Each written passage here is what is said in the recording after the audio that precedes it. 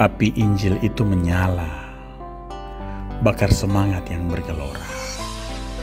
Nyalakan nyali pemberita suara surga.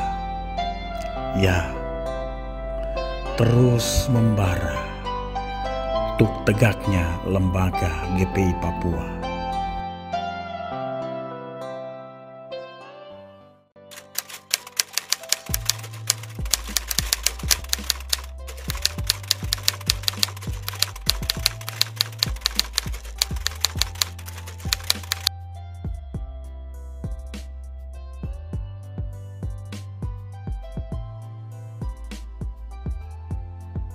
Jadi mulai bangun itu yang pertama Sidang Sinode pertama di Merauke, tapi gagal karena ketemu saudara di sebelah belum setujui, sehingga jadikan Proto Sinode tahun 1978 kalau tidak.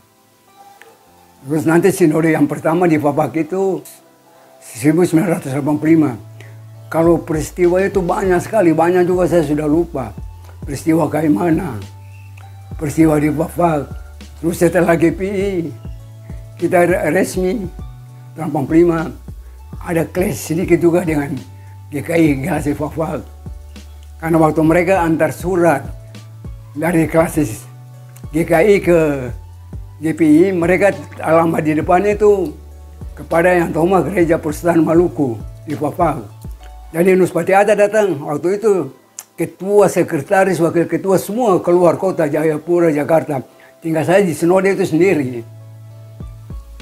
Nus datang, Bu, ini ada surat dari GKI tapi dong kasih nama GPM, kasih kembali. Yang GPM itu tidak ada, kita GPI. Sampai sana, orang yang antar surat kasih kembali ke ketua klasis. Ketua klasis telepon ke klasis Wafak. Nuspati Atta yang terima. Jadi ya sekarang saya kira gereja sudah mulai baik. Artinya ada hubungan kerjasama sudah mulai agak kelihatan agak bagus. Mudah-mudahan ini akan berjalan terus dengan baik.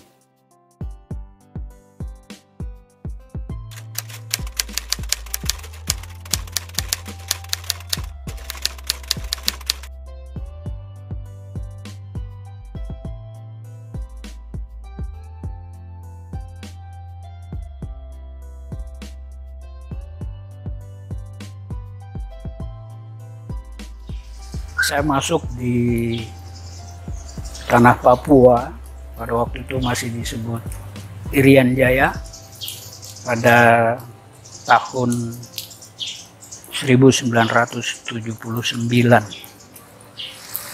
dan itu masih termasuk di dalam pergumulan Gereja Protestan Maluku dengan niat dan kehendak yang bulat dari seluruh anggota jemaat di Irian Jaya, mulai dari Merauke sampai ke Pakpak dan Babo waktu itu, untuk berdiri lepas dari GPM tapi juga tidak menggabung dengan Gereja Kristen Injili yang ada. Dan memang saya hadir pada waktu itu pada masa-masa pergumulan kelembagaan ini. Sejak awalnya sudah diwarnai dengan berbagai-bagai pergumulan yang cukup berat. Salah satunya pada tahun 76 atau 75, pelaksanaan penataran pejabat yang dihadiri oleh Badan Pekerja Sinode GPM, Bapak Dr. Rajawani, Bapak Ittanamal, Bapak Hendriks, Bapak Bruri Hendriks masih bujang waktu itu, dengan ibu juga waktu itu masih belum menikah dengan Bapak. Kemudian dengan Bapak Likumahua, ya, Bapak Likumahua, dan rombongan itu difasilitasi. Waktu itu ada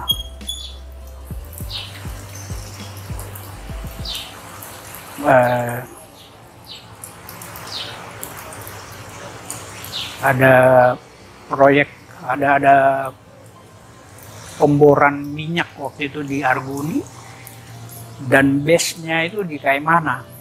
Jadi mereka difasilitasi dengan pesawat dari Ambon sampai ke Kaimana. Dan di situ peristiwa terjadi bahwa penolakan terhadap mandirinya jemaat-jemaat ini atau klasis ini menjadi GPI Papua. Dan itu peristiwanya antara 75 atau 76 ya. Nah, itu berlanjut sampai saya juga masuk tahun 79. Tapi pada masa saya vikaris, yang waktu itu Sinode GPM memberikan jangka waktu vikaris 6 bulan. Tanda-tanda kerjasama, ada satu pendeta, saya sudah lupa namanya, dari GKI baik, tidak ada masalah. Tetapi setelah saya ditabiskan tahun 80 dan kembali ke Kaimana, suasananya seperti sedikit panas. Ya.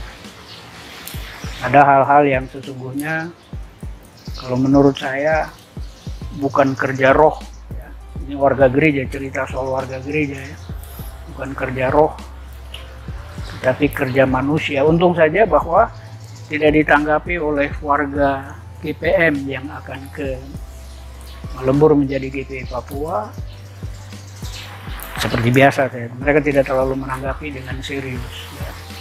Sehingga hal itu berjalan sampai pada tahun 1985. Ya, 85.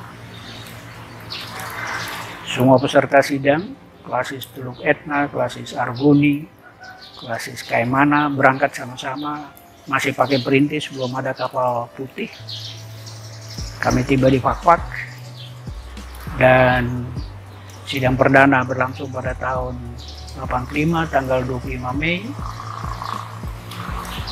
Itu juga diwarnai dengan hal-hal yang sesungguhnya tidak terpuji. Kita punya prosesi pada waktu itu seharusnya mulai dari depan kantor PSW YPK yang sekarang ini, tetapi tidak diizinkan, dan pihak keamanan juga minta supaya kita juga tidak bereaksi yang negatif terhadap semua itu. Maka kita majukan ke depan di samping Kapolres punya rumah itu. Kita prosesi dari situ. Dan yang berperan pikul salib saat itu adalah saudara Peter Tapre, sekarang ada di Kaimana. Peter Tapre, dia yang pikul salib prosesi sampai kita masuk ke gedung gereja Ebenezer. Dan suasana atau cuaca waktu itu memang hujan. Dan itu semua pendeta-pendeta yang ikut prosesi dan para pelayan juga mandi hujan ya, sampai di gedung gereja. Nah, pada waktu pasca sidang sinode yang pertama itu, kami kembali ke Kaimana, dan di Kaimana terjadi insiden yang menurut saya juga bukan kerja roh ya. Bukan kerja roh, tapi itu kerja manusia. Kami para peserta yang ikut perintis waktu itu dari klasis Maroke, klasis Bigul belum klasis, masih klasis Maroke, klasis Fakfak, klasis Kaimana. Itu kami diingatkan wanti-wanti oleh pihak Pelni yang dihubungi oleh pihak gereja untuk menenangkan diri terhadap situasi dan kondisi yang ada di pelabuhan Fakfak. Karena memang ketika kami makin merapat ke pelabuhan Fakfak, yang ada di dalam pelabuhan itu hanya polisi, polsek, dan koramil. Tetapi di luar pagar pelabuhan itu massa sudah berhimpun cukup banyak. dan referensi. Kebetulan istri saya ada di sana, ibu Podubun ada di sana, anak-anak pemuda ada di sana. Itu mereka sudah gembar-gemborkan bahwa besok ketika perintis masuk, kita mau kasih berenang peserta sidang sinode. Dan itu serius, sehingga keamanan cukup tanggap. Dan di area pelabuhan itu tidak satu orang pun, terkecuali dari Koramil dan Polsek. Kami di kapal pun telah dihubungi dari darat, dari pihak PLNI disampaikan bahwa turun tidak bisa sendiri-sendiri, tetapi tetap bersama-sama. Dan ketika kapal sandar yang turun duluan adalah peserta sidang sinode. Ini pengamanan yang dilakukan. Dan memang, saudara-saudara, waktu itu ketika kita sampai di depan kantor klasis yang masih diselenggarakan di rumah klasis waktu itu, samping gereja Rehoboth Lama, itu massa telah berhimpun di situ. Mobil pertama keluar, mereka kejar. Mobil kedua juga keluar, mereka kejar. Dan yang mereka kejar ini hanya papan nama. Yang mereka kejar papan nama, tapi begitu cerdiknya keamanan sehingga papan nama itu sudah sampai di Polsek duluan. Jadi mereka tidak ada, mereka kejar-kejar tidak ada. Lalu jadilah keributan di kompleks gereja Rehoboth dan rumah ketua klasis plus kantor klasis yang lama waktu itu. Jadi keributan, dan keributan itu ditanggapi oleh warga jemaat dengan dingin saja ya. Tidak ada, saya masih berkesempatan untuk mengamankan orang-orang yang menurut Bapak Podubun, orang ini harus diamankan dari pihak GPI supaya jangan terjadi huru-hara. Saya sempat pegang mereka, masukkan mereka di gereja, beberapa tokoh masyarakat ya. Tetapi waktu itu andai kata kemanusiaan itu berlangsung, saya kasih masuk dalam gereja, saya tutup pintu muka, padahal pintu belakang kan terbuka, pintu samping juga bisa dibuka dari dalam. Tapi saat itu mereka duduk dengan tenang, tidak menanggapi semua demo yang ada itu. Kalau bisa saya katakan demo yang ada itu. Sampai pihak keamanan turun dan mengamankan. Lalu bersama dengan itu perintis juga tidur satu malam. Di pelabuhan kami sempat mengawal rombongan klasis Merauke untuk turun dan tidur di darat. Dan mereka menyaksikan peristiwa yang terjadi saat itu. Ada hal-hal yang sebenarnya tidak boleh terjadi. Bapak Inggamer yang saya ingat, majelis jemaat di Peniel Merauke. Kebetulan beliau orang Biak dan itu dicari. Dan beliau diam-diam saja. Saya warga gereja, bukan dari sisi orang Biaknya. Dan itu berlangsung sampai besoknya. Kami juga mengantar mereka naik ke kapal dengan aman, dikawal oleh Polsek, dan itu berjalan dengan baik. Ya. Lepas dari itu, Bapak Ibu Saudara-saudara, Desembernya itu kami meresmikan kantor klasis Kaimana, dan itu juga terjadi insiden yang menurut saya juga bukan kerja Roh Kudus, ya. Itu kemanusiaan kita. Tetapi saya meyakini bahwa dari insiden-insiden yang terjadi, bahwa Tuhan tidak mau dia dipermalukan. Ya, sehingga tidak terjadi hal-hal yang tidak kita inginkan ya. Tidak terjadi, boleh ribut-ribut tetapi tidak terjadi hal-hal yang tidak kita inginkan. Pendapat saya saat itu bahwa memang Roh bekerja untuk tidak boleh Tuhan Yesus kepala gereja ini dipermalukan ya. Dan itu berlangsung dengan baik sampai perjalanan lanjut. Kendati pasca pelembagaan itu tetap kami waktu itu di Rehoboth, Kaimana, dan jemaat-jemaat yang ada itu tetap mengalami hal-hal yang menurut saya bukan hal yang terbit dari kehidupan sebagai seorang Kristen atau sebagai warga gereja. Ya. Baik dari pihak GPI Papua sendiri yang tidak terlalu banyak menanggapi apa yang terjadi, sehingga itu juga menjadi hal yang mengamankan situasi dan kondisi pada saat itu.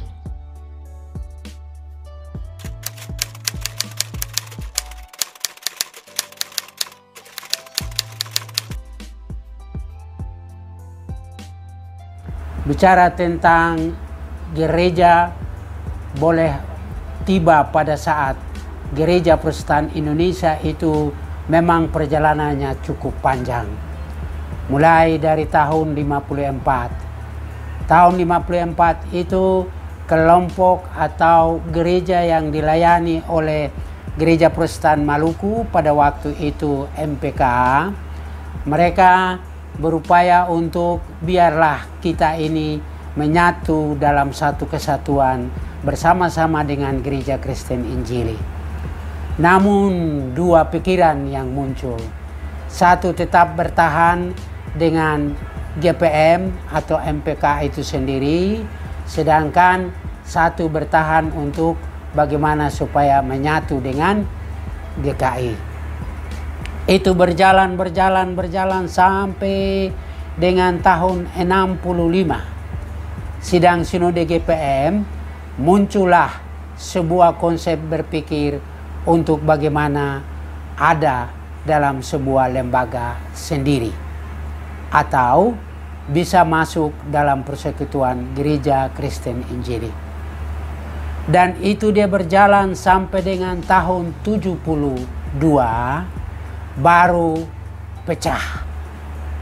Pecah perkembangan tahun 72 itu dengan sendirinya Gereja Protestan Indonesia mempersiapkan diri untuk melakukan perjalanan agar ia bisa mandiri.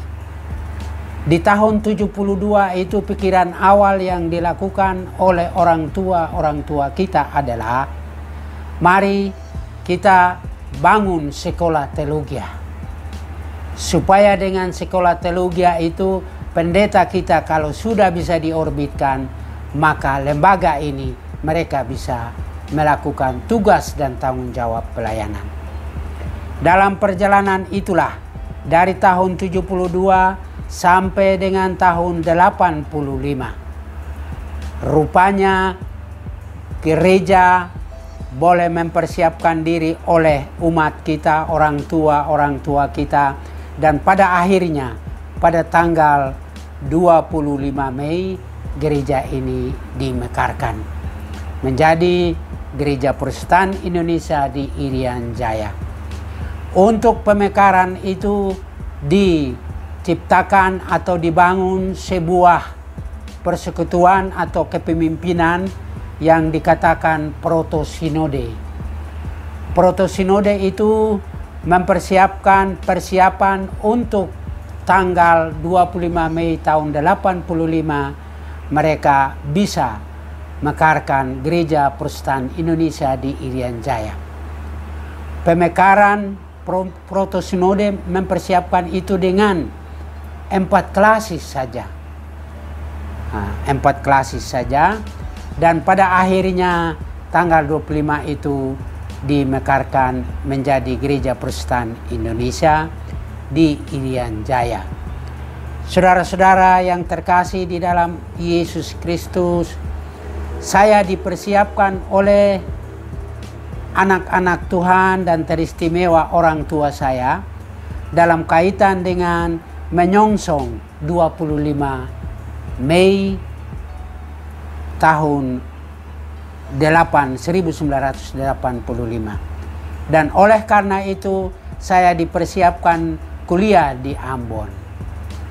Setelah saya selesai, saya dipersiapkan juga di Ambon untuk bisa lebih matang lagi, dan pada akhirnya pada tanggal 25 Mei tahun 1985 saya bersama-sama dengan pimpinan sinode menghadiri pemekaran Sinode Gereja Protestan Indonesia di Irian Jaya di Fak-Fak pada tanggal 25 itu.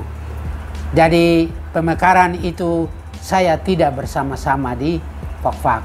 Saya di Maluku, sementara pegang tugas tanggung jawab pelayanan di Jemaat Eti, dan pada akhirnya saya harus dipanggil oleh Sinode dengan sama-sama dengan Sinode datang bergumul bersama-sama boleh mempersiapkan lembaga yang baru yang disebut Gereja Protestan Indonesia di Irian Jaya.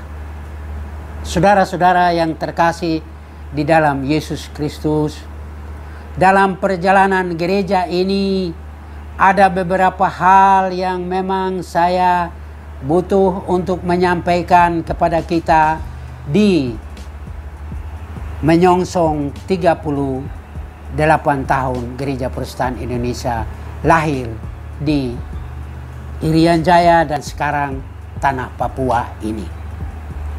Perlu saya mau sampaikan kepada kita semua bahwa ada hal yang indah, hal yang baik, tapi juga ada hal-hal yang sungguh kurang begitu menyenangkan.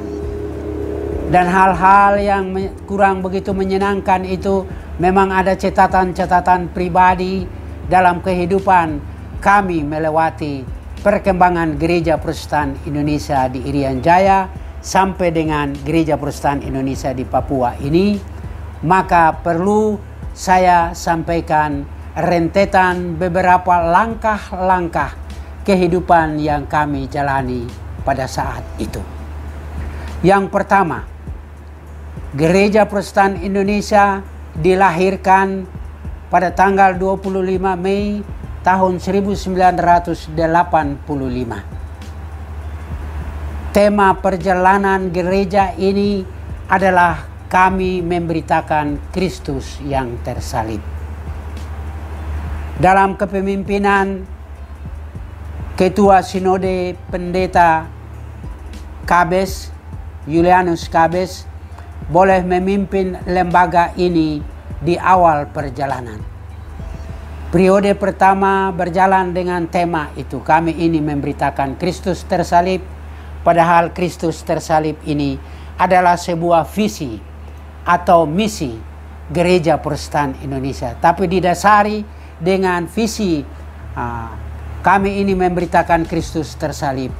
Maka sosok seorang yang disebut Pendeta Y. Kabes boleh dengan pegangan yang kuat itu menjalani 2 periode dalam kepemimpinan sinode. Yang pertama, beliau berjalan dengan tema kami ini memberitakan Kristus yang tersalib.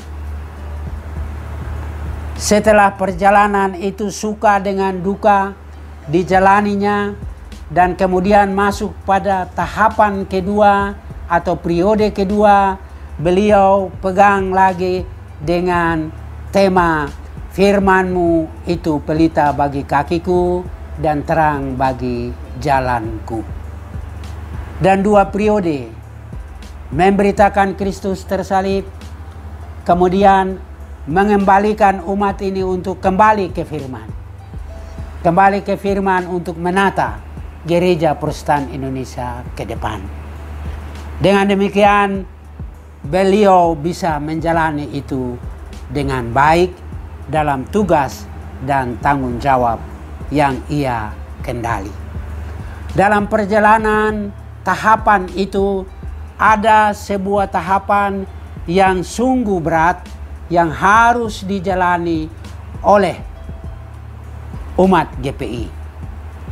Perjalanan umat GPI yang dimaksudkan oleh saya itu adalah perjalanan GPI untuk apakah GPI ini bisa ditutup atau tetap berjalan.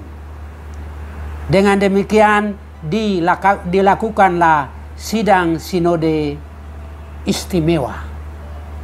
Sidang sinode istimewa itu punya sasaran adalah bagaimana gereja ini bisa memasukkan tata gereja, merubah tata gereja atau memasukkan salah satu pasal dari tata gereja itu adalah Gereja Protestan Indonesia menerima Pancasila sebagai bagian dari hidup bermasyarakat dan berbangsa.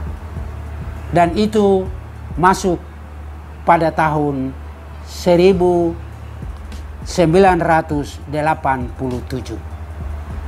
Dan setelah sidang istimewa itu, maka pemerintah secara utuh menerima keabsahan Sinode GPI di tanah Irian Jaya.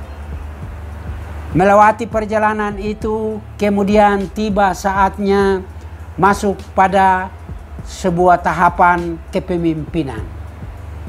Tahapan kepemimpinan yang dilewati itu adalah saya sendiri sebagai pendeta Martin Hindom. Saya diberi tanggung jawab 2 periode. 2 periode untuk memimpin sinode ini. Dalam perjalanan 2 periode itu ada hal-hal yang sangat penting atau berharga yang kami lewati dalam perjalanan 2 periode itu. Perjalanan 2 periode itu kami menjalani kepemimpinan kami dengan periode pertama lewat tema berikanlah makanan kami yang secukupnya. Karena Gereja Protestan Indonesia ini dianggap bahwa dia baru lahir, dia baru bertumbuh, dia belum bisa mandiri, maka gereja membutuhkan pertolongan. Pertolongan dari banyak pihak, termasuk pertolongan dari pemerintah di dalam membangun bersama-sama Gereja Protestan Indonesia. Maka tema itu dimasukkan sebagai tema pergumulan 5 tahun kepemimpinan saya di periode berikut setelah mengganti Bapak Kabes. Berikanlah kami makanan kami yang secukupnya itu. Kami juga boleh dibantu oleh pemerintah dalam semua aspek.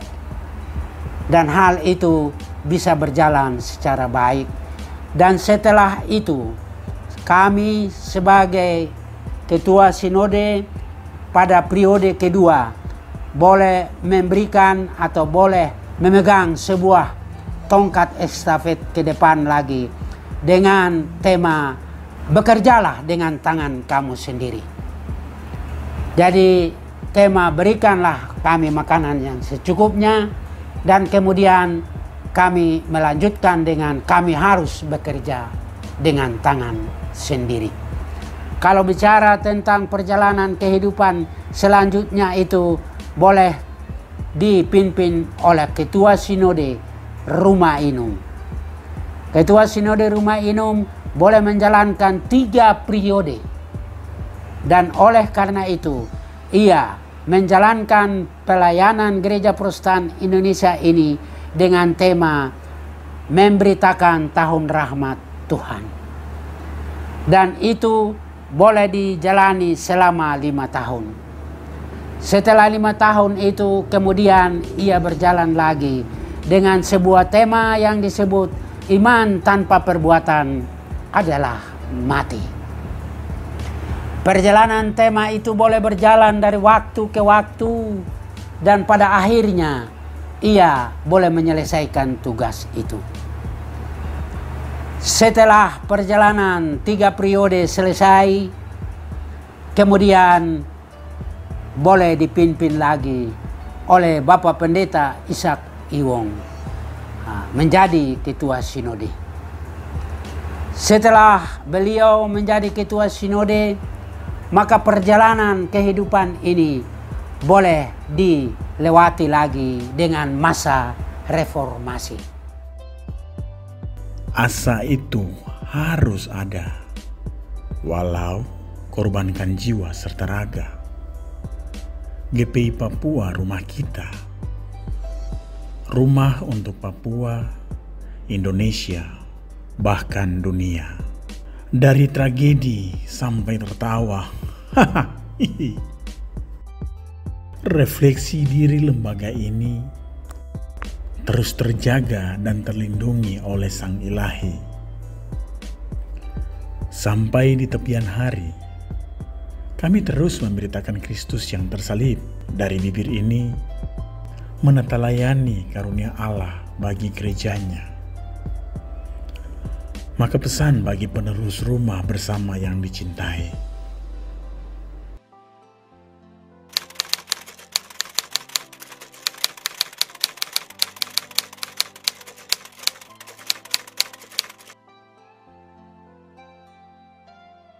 Harapan saya, karena GPI ini adalah rumah kita bersama, kita harus jaga dan kita harus rawat bersama.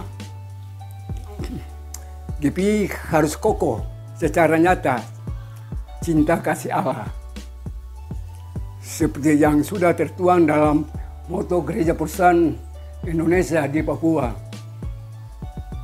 Kami memberitakan Kristus yang tersalib.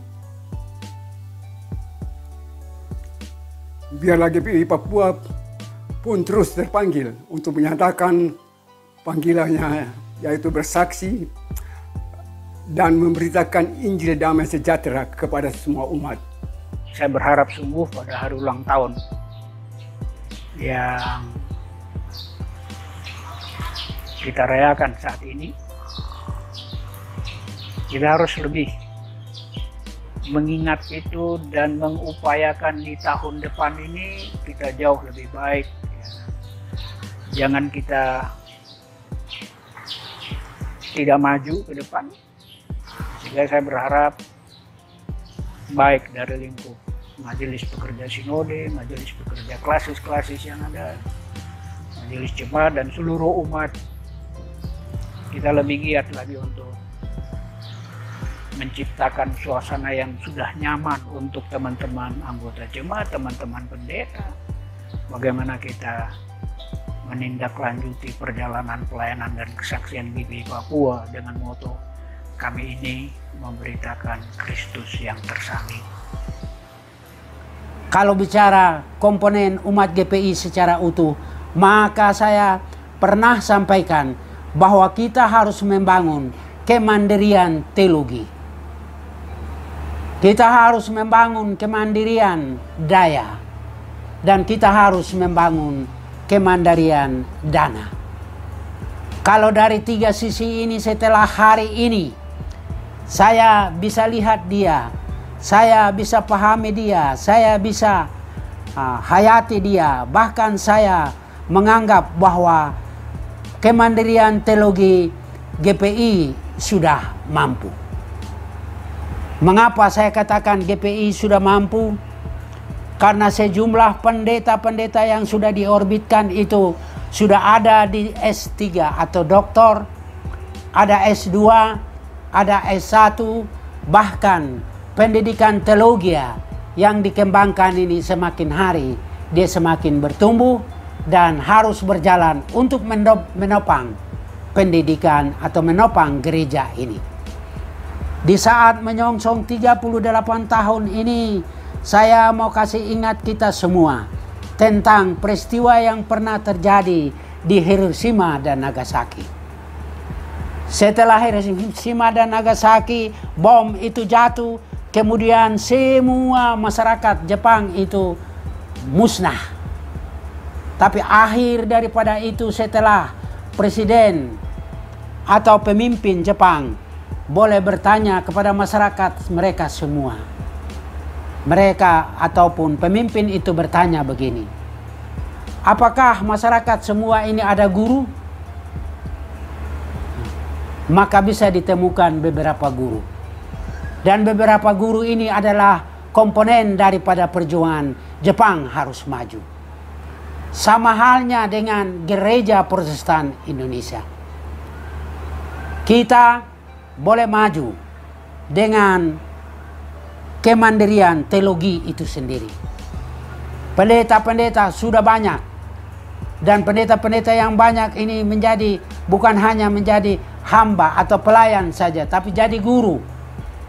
Dan jadi guru dalam menjalani tugas dan tanggung jawab di Gereja Protestan Indonesia. Dan oleh karena itu bagi umat Gereja Protestan Indonesia, Mari kita bangun daya kita, kemampuan kita, agar kita bersama-sama bisa mengikat diri dan kemudian bisa membangun sesuatu. Saya gambarkan ikatan persekutuan. Gereja Protestan Indonesia ini diibaratkan dengan 10 jari ini. Kalau 10 jari ini bisa diikat menjadi satu atau jadi sebuah kekuatan untuk memegang sesuatu, maka kita umat bisa memegangnya dengan kuat dan bisa melakukan itu. Dengan demikian, dari dua pemahaman itu atau dari dua spirit itu, maka jelas sampai dengan hari ini Gereja Protestan Indonesia sudah menjurus atau membawa diri pada kemampuan untuk bisa memperoleh dana sebagai fasilitas pendukung Gereja Protestan Indonesia. Saudara-saudara umat GPI yang ada, baik itu di kota kah, baik itu di kabupaten-kabupaten, distrik-distrik, bahkan di kampung-kampung, selamat ulang tahun yang ke-38. Jangan pendam atau jangan sampai kita pudar atau jangan sampai kita pesimis. Jangan sampai kita merasa bahwa GPI tidak ada punya daya. GPI punya daya untuk bisa melanjutkan perjalanan ini. Dengan demikian, ada kepastian pelayanan kita, pelayanan Gereja Protestan Indonesia, yang tidak bisa kita pungkiri dengan moto atau visi kita. Kami ini memberitakan Kristus tersalib, naus autem predicamus Christus crucifixum. Itu adalah bagian yang tidak bisa dipisahkan dari sebuah visi. Kemudian dari visi itu, saya pribadi mau minta kepada semua pendeta-pendeta, semua pelayan firman, penatua, diaken yang ada bertugas di jemaat-jemaat, baik itu di kota maupun di desa-desa, menyongsong tahun ke-38 hari ulang tahun kita ini. Saya minta untuk kita bahwa visi kita itu, kami ini memberitakan Kristus tersalib, tapi misi yang harus kita kembangkan, misi yang harus kita jalani dalam pelayanan kita itu ada 4 pilar. 4 pilar yang menurut saya nanti kemorang semua sekolah toh sudah sarjana segala macam, nanti baru dorang jabarkan itu. Tapi 4 pilar pelayanan misi Gereja Protestan Indonesia untuk menjalani tugas dan tanggung jawab dari kota-kota, kabupaten, provinsi, sampai kampung, distrik, semua itu ada 4 pilar itu. Pilar yang pertama adalah gereja yang berdoa. Sampai dengan hari ini umat kita bisa mampu berdoa sendiri. Mampu untuk menyatakan bahwa Yesus adalah Tuhan. Dan bisa menyatakan itu dengan lipat tangan bersama suami istri atau pribadi untuk menyampaikan doa itu kepada Tuhan. Itu yang pertama. Yang kedua, gereja atau kita harus mampu membaca firman Tuhan. Mampu memberitakan firman Tuhan ini, dan umat kita harus baca dan baca. Baca firman Tuhan. Baca firman Tuhan. Sebab membaca firman Tuhan itu tidak menafsirkan firman. Membaca firman Tuhan itu artinya bahwa menerima firman Tuhan sebagai kunci dalam kehidupan pribadi maupun gereja dari waktu ke waktu. Itu hal yang kedua. Hal yang ketiga adalah gereja boleh menghadirkan diri sebagai gereja yang bernyanyi. Jadi gereja yang bernyanyi, gereja yang harus melakukan pelayanan ini, berdoa, membaca firman, dan bernyanyi. Nyanyi ini adalah bagian juga dari sebuah pemberitaan firman Tuhan. Dan nyanyi ini adalah bagian dari sebuah puji-pujian yang boleh gereja menyampaikan dalam kehidupan persekutuan pribadi maupun persekutuan gereja besar, dari sinode, klasis, sampai di jemaat-jemaat. Itu hal yang ketiga. Hal yang keempat yang harus atau saya garis bawahi dalam pelayanan kita sebagai gereja, bahwa Tuhan kasih karunia kepada kita masing-masing. Tapi karunia yang kita terima itu, mari kita jadikan gereja yang menyembuhkan. Gereja yang menyembuhkan itu adalah gereja yang bisa menghadirkan damai sejahtera, sukacita, kegembiraan bagi gereja dan umatnya. Tuhan boleh melakukan perkara-perkara besar. Kalau orang tua kita di tahun 54, dorang bilang begini, sekali INRI tetap INRI, sekali MPK tetap MPK. Dan untuk menyongsong 38 tahun ini, sekali GPI tetap GPI. Untuk menyongsong pelayanan kita. Dan GPI harus bertumbuh dari waktu ke waktu. Terima kasih, hormat saya, Pendeta Martin Hindom. Saya mengucapkan selamat ulang tahun Gereja Protestan Indonesia yang ke-38 tahun. Tuhan Yesus Sang Kepala Gereja akan senantiasa memberkati seluruh hamba-hamba Tuhan dan umatnya di Papua. Terima kasih. Saya ucapkan selamat hari ulang tahun GPI Papua yang ke-38. Tuhan Yesus memberkati kita semua. Terima kasih. Dirgahayu GPI Papua. Ya, usia 38 tahun melembaga, menyata kasih Sang Nahkoda. Nahkoda Bahtera lembaga tercinta kita semua.